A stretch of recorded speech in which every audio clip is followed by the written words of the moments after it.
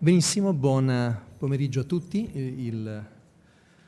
Quando De Robertis qualche settimana fa mi ha raccontato questo progetto e mi ha invitato a essere qui oggi, ero molto contento. Io lavoro con le immagini ormai da un numero di anni che faccio bene a non calcolare, ma diverse decine, professionalmente sia nel campo dell'intrattenimento, quindi del cartone animato in particolare, sia l'utilizzo dell'immagine per raccontare dei concetti complicati, per esempio di natura matematica.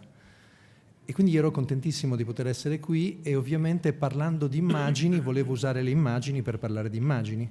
E quindi ho preparato una complicata applicazione che fa vedere immagini in movimento proprio per cercare di raccontare meglio quello che io penso sia il grandissimo valore che hanno le immagini. Poi quello che è successo è che quel imponente videoproiettore che desta tutto il nostro rispetto per le sue forme così eleganti non si è trovato bene nel parlare col mio portatile, non ne vogliono sapere, è probabilmente una faida antica, e quindi io mi trovo a dover fare senza le immagini. Questo è molto interessante perché ci mette di fronte a uno dei grandi paradossi di questa civiltà in cui viviamo.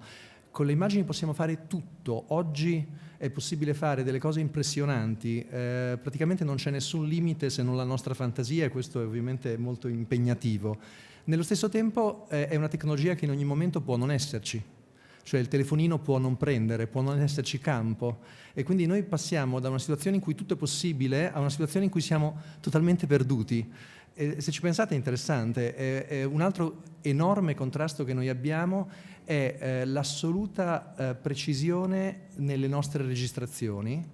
Quando noi registriamo oggi una musica, un'immagine, la perfezione della resa è totale, col digitale non c'è nessun degrado, ma nello stesso tempo tutto quello che noi stiamo salvando nei nostri dischi fra 50 anni non sarà più leggibile. Quindi abbiamo una civiltà effimera in cui viene creata un'enorme quantità di informazione, in grandissima parte immagini e video, e di questa enorme quantità di informazione fra 100 anni probabilmente rimarranno le briciole. E briciole che saranno scelte più o meno dal caso, forse.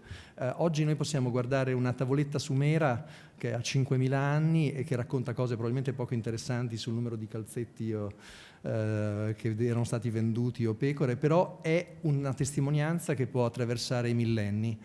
E noi no, invece. Noi abbiamo questa enorme quantità di informazione che gira vorticosamente attorno al nostro mondo, e che è destinata a scomparire un po' come le bellissime immagini non persistenti che ci ha raccontato Cristiana poco fa, la persona che disegnava con l'acqua sul cemento.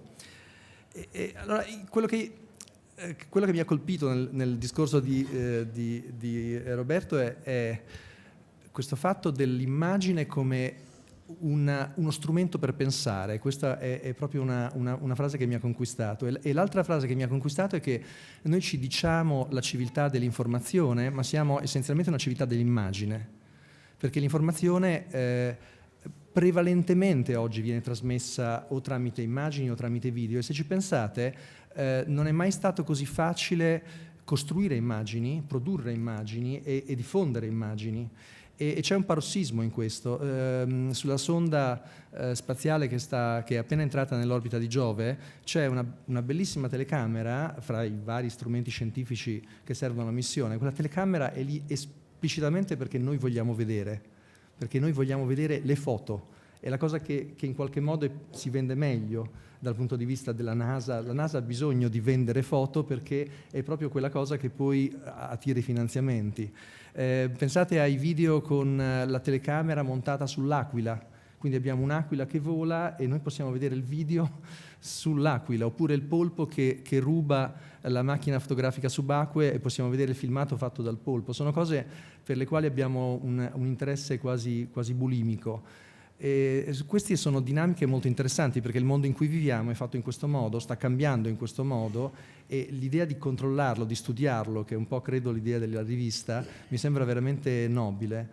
Allora, le immagini che avevo preparato andavano sostanzialmente in due direzioni. Da un lato c'era quest'idea dell'immagine come strumento per pensare. Allora, in campo matematico, che è quello che interessa di più a me, ci sono alcune dimostrazioni di teoremi che non richiedono parole.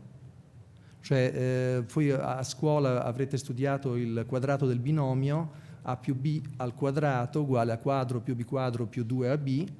Uno magari riesce anche a ricordarsi abbastanza regole per provare a fare la dimostrazione, è un processo un po' lungo, ma se io divido un grande quadrato in 4 parti, un quadrato piccolo da una parte, un quadrato grande dall'altra e 2 rettangoli, io lo vedo il quadrato del binomio.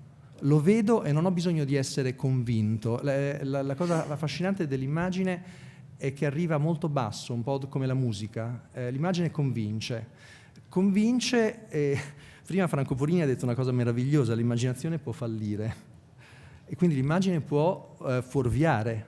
Allora, XY, e questa è una X e una Y, ma è anche una sonometria. Allora, questa immagine io la posso leggere in 2 modi. Potrebbe sembrare un oggetto tridimensionale, visto in qualche modo non in prospettiva, ma per l'appunto in asonometria. È bello perché mi permette di raccontare 2 cose in un colpo solo, e questa è una cosa emozionante in senso artistico. Nello stesso tempo io posso anche costruire un fotomontaggio per imbrogliare qualcuno, quindi essere capaci di leggere le immagini è importante, proprio perché con questa sovraesposizione alle immagini, riuscire a capire le immagini vere, le immagini finte, riuscire a capire che cosa un'immagine ci vuol dire. Cioè la telecamera è messa in basso, per cui la cosa è un po' inquietante, cioè il fotografo non è mai neutro ovviamente, quindi di nuovo c'è una cosa interessante da scoprire. Un po' di immagini che avevo preparato per voi vengono, che ne so, dai lavori di Escher con quegli oggetti impossibili. Sono oggetti che sembrano rappresentazioni prospettiche di entità tridimensionali, ma sappiamo che queste entità tridimensionali non possono essere costruite. E quindi di nuovo è un inganno, ed è divertente perché noi usiamo l'inganno per capire meglio, cioè io devo aver capito tutto della prospettiva se voglio creare una forma impossibile. Un altro elemento che mi sembrava interessante mostrarvi, e poi io ho finito, la penultima cosa che vi racconto, è il fatto che ne so, Escher produce questo dipinto che si chiama Galleria di stampe, è una sorta di vortice molto difficile da seguire, è un'immagine complicata, un'immagine che ci mette a disagio nel senso in cui alcune opere d'arte ci mettono a disagio. Il cervello capisce quasi, ma non capisce del tutto e rimane lì a girare, molto, molto bello.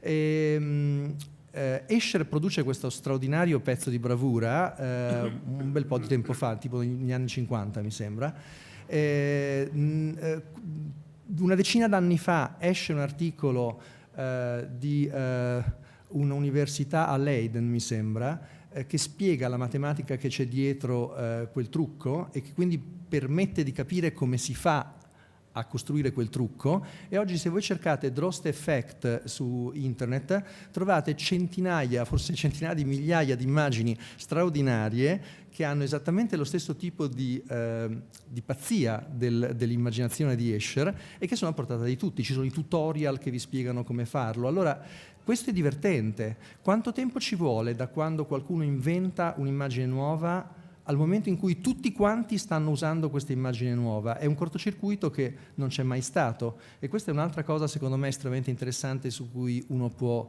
riflettere. Volevo dire un'ultima immagine. Prima è stato detto che tu hai parlato della modalità del fare, no? di non riuscire tanto a parlare, ma è necessario fare anche per capire. Allora io per esempio non riesco a pensare se non ho un foglietto su cui posso fare degli scarabocchi, proprio non riesco a concentrarmi se non posso scrivere. Ho un amico scultore che si chiama Claudio Capotondi che ha la stessa deformazione. Anche lui non può evitare di costruire immagini per capire, siccome lui è uno scultore, le immagini le costruisce solide. Venne a Roma un po' di tempo fa, vide la colonna Traiana, rimase folgorato non dalla decorazione attorno alla colonna, che è la cosa più spicua. Lui vide il capitello, ne valutò immediatamente il peso, da scultore che lavora col porfido e col marmo, e disse: come hanno fatto i romani a metterlo su? Una gru di legno non ce la può fare. È assolutamente impossibile che con una gru di legno io riesca ad appoggiare questo peso così in alto. Allora ha cominciato a riflettere su come hanno fatto, e sta producendo un paper su questo argomento. Quando lo sono andato a trovare nel suo atelier, aveva costruito un modello grande come una stanza con gli omini alti così, e con un sistema di carrucole molto complicato, una sorta di ponte mobile che secondo lui i romani avevano costruito. Quindi di nuovo c'è quest'idea di costruire il modello. Qui c'è uno degli articoli che parla dei modelli costruiti dagli egiziani, e stiamo parlando di immagini. Esattamente, di immagini solide, e comunque è fondamentale tirarle fuori dalla nostra testa, metterle davanti, perché così le possiamo vedere e le capiamo meglio. E questo è più o meno quello che vi volevo mostrare e che vi ho raccontato a voce. Grazie. Bene, grazie a Gianmarco Todesco. Ci sono in sala alcuni redattori, chiederei a Gianni Contessi in primis di intervenire, visto che viene da lontano